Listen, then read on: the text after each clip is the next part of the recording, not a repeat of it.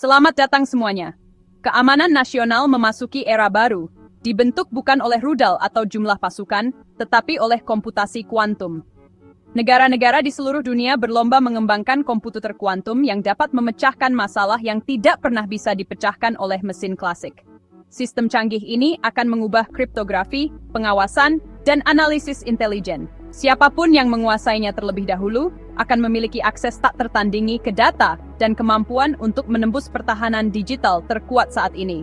Masa depan keamanan tidak hanya digital, tetapi kuantum. Komputer kuantum beroperasi berdasarkan prinsip-prinsip yang menentang fisika klasik. Alih-alih bit yang hanya 0 atau 1, bit kuantum dapat berada dalam berbagai keadaan sekaligus. Ini memungkinkan sistem kuantum untuk menjalankan sejumlah besar perhitungan secara bersamaan.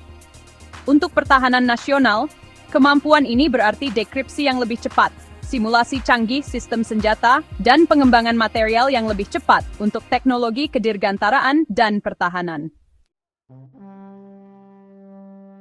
Salah satu ancaman paling langsung datang dari enkripsi. Sebagian besar komunikasi aman hari ini bergantung pada masalah matematika yang tidak dapat dipecahkan oleh komputer klasik dalam waktu yang wajar. Algoritma kuantum dapat memecahkan masalah yang sama berkali-kali lipat lebih cepat. Ini akan membuat metode enkripsi yang ada yang digunakan oleh militer, bank, dan pemerintah menjadi sama sekali usang. Badan intelijen sangat bergantung pada sinyal terenkripsi. Begitu komputer kuantum mencapai tingkat kinerja yang cukup tinggi, komputer itu bisa mendekripsi komunikasi secara langsung. Ini termasuk komunikasi diplomatik, perintah militer, dan negosiasi bisnis strategis. Kemampuan untuk membaca rencana musuh sebelum mereka bertindak akan memberikan keuntungan strategis yang luar biasa. Risiko lainnya ada pada penginderaan kuantum. Perangkat yang berdasarkan prinsip kuantum bisa mendeteksi perubahan di lingkungan fisik dengan sangat akurat. Ini bisa memungkinkan suatu negara untuk memantau pergerakan kapal selam, mendeteksi silo rudal bawah tanah, atau bahkan melacak aktivitas satelit tanpa ketahuan. Sensor kuantum bahkan mungkin menggantikan GPS di masa depan, dengan sistem yang tidak bisa diganggu atau dipalsukan. Simulasi yang didukung oleh komputer kuantum juga akan mempercepat desain senjata. Dari senjata nuklir hingga drone generasi berikutnya, simulasi canggih ini dapat menghilangkan bertahun-tahun percobaan dan kesalahan. Komputer-komputer ini akan memodelkan bagaimana material baru berperilaku di bawah tekanan, bagaimana radiasi bergerak melalui sistem yang kompleks, atau bagaimana desain propulsi baru bekerja di bawah hambatan atmosfer. Perlombaan global sudah dimulai. Amerika Serikat, Tiongkok, dan Uni Eropa masing-masing telah menginvestasikan miliaran dolar ke dalam program kuantum nasional.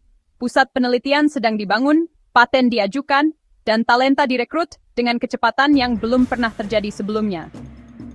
Negara yang pertama kali mencapai komputasi kuantum yang berguna akan menguasai ranah digital.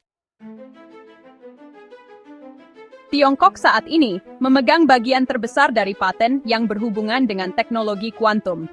Tiongkok juga telah meluncurkan satelit yang mampu mengirimkan komunikasi kuantum hingga ratusan mil jauhnya. Langkah-langkah awal ini menempatkan Tiongkok sebagai pesaing serius di bidang kuantum. Beberapa ahli berpendapat bahwa keunggulan kuantum sama pentingnya dengan peluncuran satelit pertama selama perlombaan antariksa. Amerika Serikat menanggapi dengan memperluas investasi federal melalui undang-undang, seperti Inisiatif Kuantum Nasional. Lembaga-lembaga seperti Departemen Energi dan Badan Keamanan Nasional bekerja sama erat dengan universitas dan perusahaan swasta untuk mempercepat terobosan. Perusahaan-perusahaan seperti IBM, Google, dan Microsoft juga bersaing langsung untuk memimpin dunia dalam kinerja kuantum. Komputer kuantum tidak hanya memberikan ancaman, mereka juga memberikan pertahanan. Metode enkripsi baru yang disebut algoritma aman kuantum sedang dikembangkan untuk menahan serangan kuantum. Sejalan dengan itu, sistem seperti distribusi kunci kuantum menawarkan komunikasi yang tidak dapat dipecahkan. Alat-alat ini mungkin akan menjadi tulang punggung internet generasi berikutnya, yang digunakan oleh militer dan lembaga pemerintah. Intinya, keamanan nasional di masa depan akan ditentukan oleh kekuatan komputasi. Intelijen, pertahanan, komunikasi, dan stabilitas ekonomi semuanya bergantung pada data yang aman dan analisis yang cepat. Supremasi kuantum bukan tentang satu mesin, tetapi tentang kekuatan untuk membentuk hasil global. Negara-negara yang memimpin akan menetapkan aturan. Mereka yang mengikuti mungkin tidak akan pernah bisa menyusul. Dalam beberapa dekade mendatang, kekuatan kuantum mungkin akan mengubah arti negara adidaya.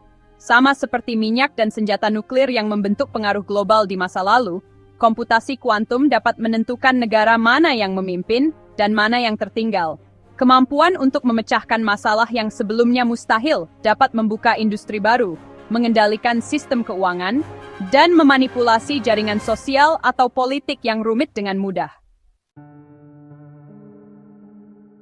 Beberapa ahli teori membayangkan dunia di mana komputer kuantum menjalankan simulasi besar-besaran dari peristiwa global. Pemerintah dapat menggunakan model ini untuk memprediksi hasil pemilihan umum, revolusi, atau keruntuhan ekonomi sebelum terjadi.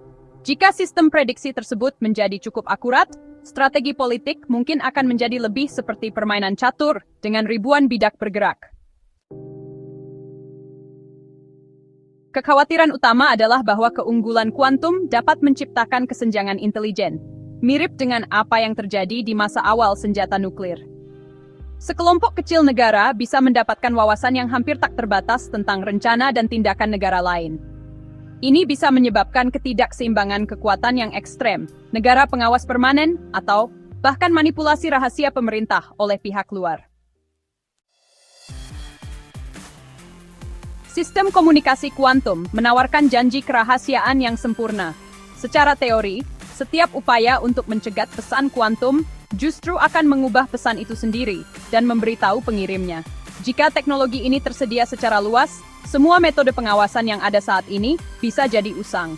Badan intelijen mungkin perlu membangun sistem yang sama sekali baru, hanya untuk mengimbanginya. Ada juga skenario di mana komputer kuantum menjadi senjata pamungkas. Bukan dengan meluncurkan rudal atau memecahkan kode, tapi dengan diam-diam menghancurkan kepercayaan. Jika orang percaya tidak ada sistem yang aman, pasar keuangan bisa panik. Infrastruktur penting bisa lumpuh. Sistem politik bisa dirusak oleh kebocoran atau data palsu yang dimungkinkan melalui simulasi kuantum. Komputasi kuantum juga bisa bergabung dengan kecerdasan buatan. Gabungan ini bisa menghasilkan bentuk baru dalam pengambilan keputusan yang mandiri. Drone militer atau jaringan pengawasan suatu hari nanti mungkin akan dikendalikan oleh sistem yang beroperasi pada tingkat logika dan kecepatan yang jauh melampaui jenderal atau analis manusia manapun. Konsekuensi dari otonomi semacam itu masih belum diketahui. Akhirnya, ada kemungkinan bahwa keunggulan kuantum tidak akan datang sekaligus, tetapi secara bertahap. Terobosan yang berbeda dapat membuka kemampuan tertentu secara bertahap. Beberapa negara mungkin mendapatkan keuntungan awal dalam penginderaan atau enkripsi, sementara yang lain memimpin dalam simulasi atau penelitian material. Perkembangan bertahap ini dapat membuat kerjasama internasional lebih rumit dan lebih rapuh dari sebelumnya. Supremasi kuantum lebih dari sekadar pencapaian ilmiah. Ini adalah posisi strategis dengan kekuatan untuk mendefinisikan ulang keseimbangan global. Dari melindungi infrastruktur penting hingga menjaga komunikasi rahasia, negara yang memimpin dalam teknologi kuantum akan memegang kunci pertahanan dan dominasi. Saat negara-negara menginvestasikan miliaran dolar ke medan perang tak terlihat ini, hasilnya akan membentuk kekuatan geopolitik abad berikutnya.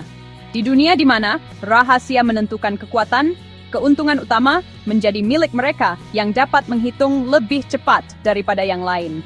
Terima kasih banyak sudah menonton. Silakan suka dan berlangganan.